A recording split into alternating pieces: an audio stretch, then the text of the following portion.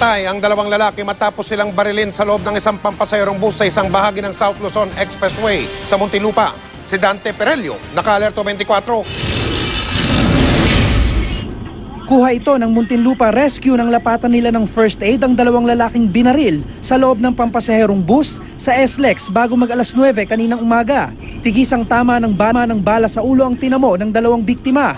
Yung initial assessment namin, yung isang victim, pangit talaga yung vital signs. Medyo humahagok pa talaga siya. Yung second victim, talaga negative yung first vital signs namin. Kahit yung pulse rate niya, negative talaga. Sa ospital, halos kalahating oras sinubukang isalba ng mga doktor ang mga biktima, pero binawian din sila ng buhay.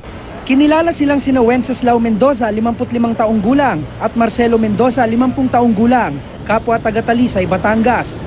Kwento ng bus driver, tinatahak nila ang northbound lane ng SLEX bago mag-exit ng Philinvest sa Muntinlupa nang makarinig daw siya ng dalawang magkasunod na putok. Inihinto raw niya ang bus at binuksan ng pinto dahil nagkakagulo na noon ng mga pasahero at gusto nang bumaba. Nakita niyo yung suspect? Hindi sir. Humalo sa tao. Sumama sa gusto tao.